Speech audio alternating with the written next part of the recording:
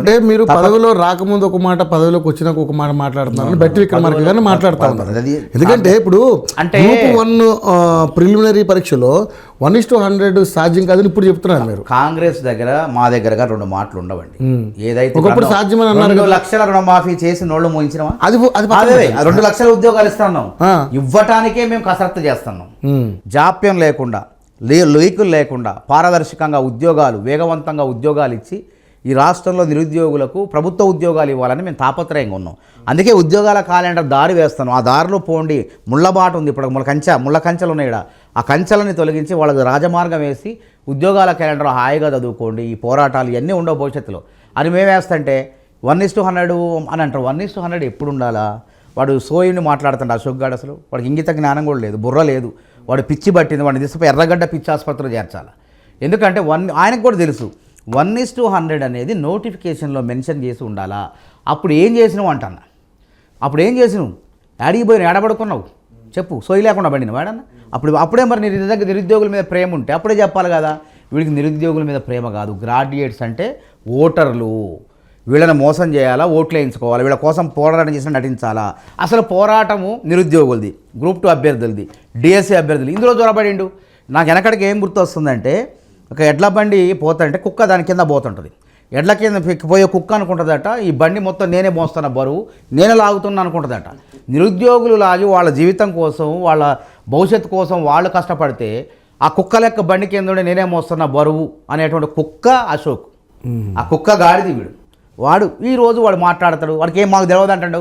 అరే నీకు చదువు వచ్చినవాడు అయితే నువ్వు అదే ఫీల్డ్లో ఉన్నావు, నువ్వు ఆ ప్రిపరేషనే నీది, నీకు ఉద్యోగం రాకపోబట్టి నువ్వు కోచింగ్ సెంటర్ పెట్టుకున్నావు. నువ్వు రేవంత్ రెడ్డి అనేవాడు అయినా ఆయనకి ఏం తెలియదు అంటే, ఏం తెలవకే జడ్పీటీసీ అయిందా, ఏం తెలవకే ఆయన ఎమ్మెల్సీ అయిందా, కాంగ్రెస్ పార్టీ ఎదురుగాల్లో ఎమ్మెల్సీ అయిండు, ముఖ్యమంత్రి అయిండు. అరే మాకు చదువు మాకు తెలియదు అంటాడు. అరే పిచ్చోడా, రేవంత్ రెడ్డికి డిఎస్సి సిలబస్ తెలవాల్సిన అవసరం లేదు.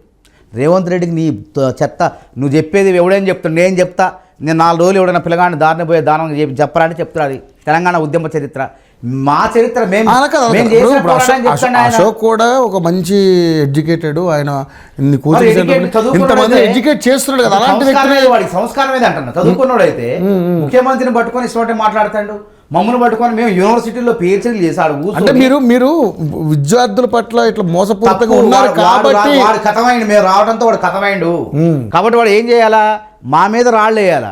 వాడు యూట్యూబ్లో ఏం మాట్లాడతాడు, యూట్యూబ్ పెట్టుకొని ఎప్పుడైతే ఇది పరిష్కారం అయిందని మేము చెప్పగానే ఉద్యమాలు ఉండవు కదా, వీడు రోడ్డును పడతాడు. వీడికి ఉద్యమం ఉంటేనే వీడు వెలుగులోకి ఉంటాడు. ఉద్యమం ఉండకపోతే వీడు ఇంకేముంది, పడుకొని వీడే ఆత్మహత్య చేసుకోండి. ఎందుకంటే పని ఉండదు, వీడు పని ఉండదు, పాట ఉండదు. వాళ్ళ కోచింగ్ సెంటర్ ఏదో చెప్పుకోవాలా, వాడు 25,000 తీసుకుంటాడు. 150 మార్కులు చెప్తే 4 చేరితే ఎంత ₹1,00,000 అవుతుంది. మా అంటే కన్సెషన్ ఇస్తే ఒకరిద్దరికో ముగ్గురికో ఇస్తారు, అది కూడా 2,000 3,000 ఇస్తాడు. వాయిదా పడితే మీరు ఎలిగేషన్ పెట్టారు, కోచింగ్ సెంటర్ల ద్వారా 100 కోట్లు ఇవ్వడం సంపాదిస్తాడా? అది ఆయన ఏంటంటే మాట 100 కోట్లు కాదు, బ్యాచ్కి లక్షలు వస్తాయి. 100 కోట్లు కాదు, నాకు తెలుసు కదా. రేవంత్ రెడ్డి గారు అన్నాడు. ఆయన ఏంటంటే ఆయన ఒక్కడనే కాదు, కొద్ది మంది ఇట్లాంటి వాళ్ళు ప్రేరేపించే వాళ్ళు ఉన్నారు కదా, అట్లా ఓవరాల్గా మాట్లాడిండు. కానీ విషయం అదే కదా. ఇక్కడ నువ్వు 100 కోట్ల లక్ష బ్యాచ్కి లక్షల ప్రతి బ్యాచ్కి ఏముంది, 100 మంది వస్తే వీడు పోరాటాలు ఓమో అశోక్ సార్ ఏదో విషయం ఉంది, తొర్రి ముఖం వేసుకొని చెప్తాడు, వీడు చెప్పే పాఠం అని చెప్పి వాడు పోతారు. 25,000 నలుగురికి ₹1,00,000 అవుతున్నాయి. అట్లాంటిది వీడికి ఒక బ్యాచ్కి లక్షలు వెనక వేసుకునే అవకాశం ఉంది. ఇట్లా ఇటు లాభమే. 2 బ్యాచ్లు పోతే డిసెంబర్ దాకపోతే ఒక 2 బ్యాచ్లు నడుపుతాడు. వీడు నడపకుండా ఉండమని చూద్దాం. మరి ఆన్లైన్లో చెప్తాడు, ఆఫ్లైన్లో చెప్తాడు, తర్వాత యాప్ అమ్ముకుంటాడు, 300కు 400కు అమ్ముకుంటాడు. కొత్త వాళ్ళు వచ్చి ఇప్పుడు మంత్రుగా సిద్ధపడేవాళ్ళు యాప్ ఇందాం అంటే ఏమంటే ఉత్తగిత్తడా. ఇప్పుడు ఇది వ్యాపారం. అంటే నిరుద్యోగులు వ్యాపారం చేసుకునే వస్తువులు వాడికి. వీళ్ళని వాడుకుందాం, గ్రాడ్యుయేట్గా పోటీ చేద్దాం. వీళ్ళ ఓటర్లు మరి నీటి గురించి ఎందుకు పోటీ నీటి పరీక్షలో 24 లక్షల మంది దేశవ్యాప్తంగా గ్రాడ్యుయేట్స్ వైద్య విద్యలో ప్రవేశించే వాళ్ళకి అన్యాయం జరిగింది. మరి దాని గురించి ఎందుకు దీక్ష చేయలేవు నువ్వు? ఆమరణ దీక్ష. వాళ్ళ విద్యార్థులు కాదా, నువ్వు నాయకుడివే కదా. మరి మేము చేస్తున్నాం, మేము మాట్లాడినాం. మరి నువ్వెందుకు మాట్లాడు? కనీసం బలమూరు వెంకట వీళ్ళందరూ పోరాటాలు ముట్టడి చేస్తాడంటే నువ్వెందుకు దాంట్లో మాట్లాడుతున్నావు చెప్పు? దాంట్లో ఎందుకు మాట్లాడలే? నీటి విద్యలో ఎందుకు మాట్లాడలే అంటే వాళ్ళు ఓటర్లు కాదు, వాళ్ళు మామూలు విద్యార్థులు. ఓటు ఉంటేనే వీడు మాట్లాడతారు. గ్రాడ్యుయేట్ అయితేనే రేపు కరీంనగర్, నల్గొండ దాంట్లో మాట్లాడాలి. కరీంనగర్, నిజామాబాద్లో జీవన్ రెడ్డి గారు ఖాళీ అవుతుంది, అక్కడ పోటీ చేయాలా? ఇక్కడ విఫలం అయిపోయిండు. మళ్ళీ ఇట్లా ఈ విధంగా ఆయన లాభం కోసం, సొంత లాభం కోసం నిరుద్యోగుల జీవితాలతో ఆడుకుంటే ఎవరు ఊరుకుంటారు చెప్పండి? మళ్ళీ మేము పనిచేసేవాళ్ళం మా మీద అంటాడు, మాకు చదువు రాదు, మాకు చదువు వచ్చో రాదో అడుగు, మేము ఎక్కడ ఉన్నావు, నువ్వు ఏడున్నావు అసలు? తెలంగాణ మానవతరాయి 2014 ముందు ఏడాడు పిచ్చోడా, 2014 ముందు కూడా యూనివర్సిటీలో ఉండే మానవతరాయి తెలంగాణ ఉద్యమం చేసిండు. ఆమరణ దీక్ష ఆర్ట్స్ కాలేజ్ లేక దొంగలాగా జపాలు చేయలే, తినకుండా చేయలే, ఇంట్లో కూర్చొని ఆర్ట్స్ కాలేజ్ ముందు అందరి ముందు చేసిన, లక్షలాది మంది చూశారు. నేను కూర్చుంటే యావత్ తెలంగాణ వచ్చింది. ఆ అంశాన్ని కేసీఆర్ నేను ఎక్కడ పేరు వస్తుందని తెలంగాణ చరిత్ర పుస్తకాలు రాయలే. నేను కూర్చుంటే నాగం జనార్దన్ రెడ్డి మీద దాడి జరిగింది. రేవంత్ రెడ్డి అప్పుడే నాకు పరిచయం. రేవంత్ రెడ్డి గారు నాతో మాట్లాడుతాడు, మా వాళ్ళు వస్తున్నారు, మా వాళ్ళని మీరు స్వీకరించండి అంటే వాళ్ళు తెలంగాణ రాష్ట్రం ఏర్పాటుకు అనుకూలం అని చెప్పి మేము సహకరిస్తామని ప్రకటిస్తే సంతోషంగా వాళ్ళని స్వాగతిస్తామని చెప్పినాం. అట్లా వాళ్ళు వస్తుంటేనే విద్యార్థులు దాడి చేశారు. చరిత్ర ఆ చరిత్రలో పెట్టలే, రేపు ఎక్కిస్తాం. రేవంత్ రెడ్డి గారు కూడా ఉండి అక్కడ. కాబట్టి ముఖ్యమంత్రి అయినటువంటి వ్యక్తి ఆడ ఒక ఎమ్మెల్యేనో ఎమ్మెల్సీగా ఉన్నాడు ఆయన. నేను ఈరోజు ఆడ ఉద్యమకారుడు, నేను ఆమరణ దీక్ష చేస్తే వచ్చారు. ఆ చరిత్రలో రాయలేదు వీళ్ళకి పేరు వచ్చిందని. కాబట్టి నువ్వు ప్రకాష్ రాసిన బుక్లో చరిత్ర, నా పాదయాత్ర ఉంది, మానవతరాయి చరిత్రలో ఉండవు. చరిత్రలో ఉన్న మానవతరాయి గురించి నువ్వు చెప్తున్నావు పాట మాట. నువ్వు మాకే పాఠాలు చెప్పి నువ్వే తెలివిగల్లోడు లెక్క నువ్వు మమ్మల్ని ఏదో చిత్రీకరించి నువ్వేదో యూట్యూబ్లో మాట్లాడితే జనం ఏమన్నా హర్షిస్తారనుకున్నావా? ఫస్ట్ నువ్వు చదువుకో, ఫస్ట్ నీ ఉద్యోగం తెచ్చుకో. వాళ్ళ భార్యకు ఉద్యోగం వచ్చింది, నేను ఎంత నష్టపోయినా. ఇప్పుడు గురుకుల టీచర్ వచ్చింది ఆమెకి. ఇప్పుడు మా భార్య ఉద్యోగం, నేను 10 ఏళ్ల పోరాటంలో నా భార్య ఉద్యోగం బీకేశారు. నేను ఎవరికి చెప్పుకోవాలా? గురుకుల ప్రిన్సిపాల్గా తీసేశారు, మెరిట్లో వస్తే. ఇందులో తీసేశారు, చేసే స్టడీ సర్కిల్లో తీసేశారు. ఇన్ని చేసి నువ్వేం త్యాగం చేసినావు అసలు? నువ్వు ఆ గ్రూప్ 2 పోరాటంలో కూడా ఎక్కడున్నాడైనా? నేను ఎస్ఐ కానిస్టేబుల్ ఉద్యోగాలు వదిలి నా సొంత నియోజకవర్గంలో ఒక ఎమ్మెల్యే ఆస్పిరెంట్గా అక్కడ కేంద్రీకరించినప్పుడు నువ్వు ఆ ఉద్యమం నిన్ను పిలవలే, వాళ్ళు నన్ను ఆహ్వానించారు, నేను రానని చెప్పిన. మా రియాజు, బల్మూరు వెంకట వీళ్ళు ఉన్నారు, వాళ్ళు పోరాటం చేస్తారు. ఇక నేను నా ఉద్యోగం కోసం నేను ప్రయత్నం చేస్తున్నా, మీ పోరాటం మీరు చేయండి అని చెప్పిన. నేను ఇక్కడ 4గురితో పోరాటం చేస్తాను సత్తుపల్లిలో. టికెట్ నీకా నాకా అన్నట్టుంది, చాలా కష్టంలో ఉన్నా. నేను కనుక ఇటు వస్తే మళ్ళీ ఒక్కరోజు మళ్ళీ వెనకపోతే తిరిగి రాదు.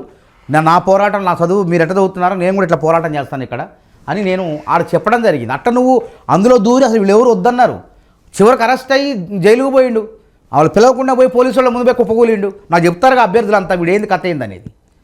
ఇట్లాంటి వాడు స్వార్థం కోసం వాడు అది కావాలా, ఇది పరిష్కారం కావాలి, ఇంకోటి తీసుకొస్తాడు. అట్లా ఉన్నది. కాబట్టి నమ్మొద్దు నిరుద్యోగులారా, తప్పకుండా మీకు మంచి జరుగుతుంది. ముఖ్యమంత్రి గారు 3.5 గంటల సేపు సమయం ఇచ్చారు, ఏ ముఖ్యమంత్రి చేయలేదు. కాబట్టి గ్రూప్ 1 విషయంలో 1:100 అనేది ఇప్పటికైతే లేదు. దయచేసి అర్థం చేసుకోండి. నెక్స్ట్ ఉద్యోగాల క్యాలెండర్, నేను ఏమంటానంటే ఈ ఉద్యోగాల క్యాలెండర్ పెడితే అశోక్ లాంటి వాడు ఖతమవుతాడు. వాడికి అడ్రస్సే గల్లంత అయింది వాడు కోచింగ్ సెంటర్. ఇప్పుడు ఎందుకంటే ఒక ఫ్రేమ్లో ఉంటుంది, ఏ రోజు ఏ ఎగ్జామ్ జరుగుతుందో అందులో ఉంటుంది. మరి డిఎస్సి ఉన్నది, 8,000 ఉద్యోగాలు ఉన్నాయి. ఆ 8,000 ఉద్యోగాలను మళ్ళీ వెంటనే ఆగస్టు 24 నుంచి జరిగే అసెంబ్లీ సమావేశాలు చట్టబద్ధంగా ఉద్యోగాల క్యాలెండర్ పెడతానంటాడు. ఎందుకు పెడతానంటాడు? అసలు రేవంత్ రెడ్డి ముఖ్యమంత్రి గాంగ్లోని ఎవరితో భేటీ అయ్యిండు? ఢిల్లీ వెళ్ళి ఆడ యూనియన్ పబ్లిక్ సర్వీస్ కమిషన్ చైర్మన్తో భేటీ అయ్యి గంటల భేటీ అయ్యి అన్ని విషయాలు క్షుణ్ణంగా తెలుసుకొని ఇక్కడికి వచ్చి ఉద్యోగాల క్యాలెండర్ పెడతాయి. ఎందుకంటే కేంద్ర ప్రభుత్వ ఉద్యోగాల విషయంలో అక్కడ నిరుద్యోగులు ఎవరు కూడా దేశవ్యాప్తంగా వాయిదా వేయాలని కానీ, యూపీఎస్సీ ఎగ్జామ్లు వాయిదా వేయాలి కానీ, సివిల్ సర్వీస్లో ఉద్యోగాలు పెంచాలని అక్కడ ధర్నాలు ఉంటాయా? అక్కడ క్లియర్ కట్గా ఎన్ని ఖాళీలు ఉంటాయి అన్నీ ఉంటాయి. ఎస్ఎస్సి కానీ, ఆర్ఆర్బీ కానీ, స్టాఫ్ సెలక్షన్ ఉద్యోగాలు కానీ, ఆర్ఆర్బీ రైల్వే రిక్రూట్మెంట్ బోర్డు కానీ, బిఎస్ఆర్ బ్యాంక్ రిక్రూట్మెంట్ బోర్డు కానీ ఎప్పుడన్నా ధర్నాలు అవుతాయా?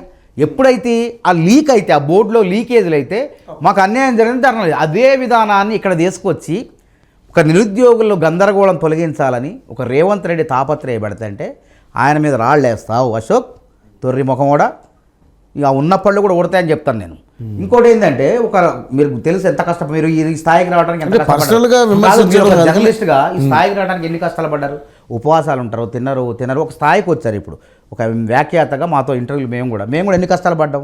ఒక ఆవిష్కరణ అయ్యేటప్పుడు ఒక శాస్త్రవేత్త ఎన్ని కష్టాలు పడిన తర్వాత ఒక ఆవిష్కరణ అయిన తర్వాత 100 లక్షలాది మందికి ఉపయోగపడుతుంది, ప్రపంచం దాన్ని ఉపయోగించుకుంటుంది. అట్లనే రేవంత్ రెడ్డి గారు ఈయన ఉద్యోగాల క్యాలెండర్ చేసేటప్పుడు ఇట్లాంటి చిన్న చిన్న అంశాలు అశోక్ గారు లాంటి వాళ్ళు రెచ్చగొట్టి ఒక అమ్మాయిని ఆత్మహత్య చేసుకోమని రెచ్చగొట్టిండండి. ఒక అమ్మాయిని ఆత్మహత్య చేసుకోమని నేను పేరు చెప్తే మళ్ళీ బాగోదు. అది మేము ఓదార్చి ధైర్యం చెప్పి అమ్మాయిని బతికించినాం మేము. అంటే చంపి రాజకీయం చేయాలని గోతికాండ్ నక్కలెక్క కూర్చున్నాడు అశోక్ గారు. టీఆర్ఎస్ మత్తులో ఉండే వాళ్ళ దగ్గర పైసలు తీసుకొని. నిజం కాదా ఇది? ఆ ప్రయత్నాలు చేసిండు చావాలంటే వాళ్ళ మాటల ద్వారా ప్రేరేపించి. అంటే మీరు ఎలిగేషన్ చేస్తున్నారా నిజంగా మీకు రాదా? వాళ్ళ మాటల ద్వారా ప్రేరేపించి. ఇప్పుడు ఏముందండి, సున్నితమైన వాళ్ళు నిరుద్యోగులు చచ్చిపోతారంటే వీడి మాటలు విని నిజంగానే చచ్చిపోతేనే వాయిదా పడిద్దేమో అని మానసికంగా సంఘర్షణలు ఆడపిల్ల ప్రయత్నం చేస్తే మేమేదో దాని ప్రయత్నాలు చేసినాం మేమేదో అట్లా మొన్న కూడా ఒక అమ్మాయి ఇక్కడ మాట్లాడితే ఏం అడ్డుకున్నామా లేదా? అట్లాంటి మాటలు మాట్లాడు నిరుద్యోగులు సెన్సిటివ్స్. అప్పుడు చచ్చిపోయారు, ఇప్పుడు చచ్చిపోవడానికి అవకాశం ఇవ్వం మేము. వాళ్ళని బతికించుకుంటామని చెప్పి మేము ధైర్యంగా ఉన్నాం. వీళ్ళ మాటల ద్వారా, వీళ్ళ చేతల ద్వారా, వీళ్ళ మెసేజ్ల ద్వారా మానసిక ప్రశాంతంగా ఉన్న కులంలో రాయేస్తే ఏమైందో ప్రశాంతంగా వాళ్ళు చదువుకుంటున్న నిరుద్యోగుల మెదడులో వీళ్ళు గెలుకుతున్నారు. దానివల్ల నిరుద్యోగులు నష్టపోతున్నారు. కాబట్టి నేనేమంటున్నా, ఒక రాయిని ఒక శిల్పం చెక్కేటప్పుడు ఎన్ని ఉలిదెబ్బలు తగులుతాయి ఆ రాయికి, ఆ తర్వాత ఎంత అద్భుతమైనటువంటి విగ్రహం తయారవుతుంది. అందరం ఆరాధిస్తాం ఆ విగ్రహాన్ని, ఆ దేవత అయినా దేవుడైనా సరే. అట్లనే రేవంత్ రెడ్డి గారు ఉద్యోగాల క్యాలెండర్ అనే శిల్పాన్ని చెక్కుతున్నారు మన కోసం.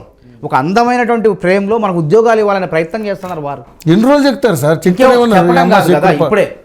ఇప్పుడే శుభవార్త, ఇప్పుడే శుభవార్త వచ్చింది. గ్రూప్ 2 వాయిదా వెబ్ నోట్ వచ్చినట్టుంది. ఇప్పుడు ఏమైంది, ఇప్పుడు మీరు చూడండి, బ్రేకింగ్ న్యూస్ వస్తుంది. తెలంగాణ గ్రూప్ 2 పరీక్షలు వాయిదా పడ్డాయి. షెడ్యూల్ ప్రకారం ఆగస్టు 7వ తేదీలో పరీక్షలు నిర్వహించాల్సి ఉండగా డిఈసి వాయిదా వేస్తున్నట్టు రాష్ట్ర ప్రభుత్వం ప్రకటించింది. డిఎస్సి వాయిదా వేస్తున్నట్టు రాష్ట్ర ప్రభుత్వం ప్రకటించింది. డిఎస్సి నేపథ్యంలో గ్రూప్ 2 వాయిదా వేయాలని నిరుద్యోగులు కోరడంతో సర్కార్ నిర్ణయం తీసుకుంది. అంతే కదా. ఏ తేదీలో పరీక్ష జరుగుతాయో త్వరలో వస్తుంది.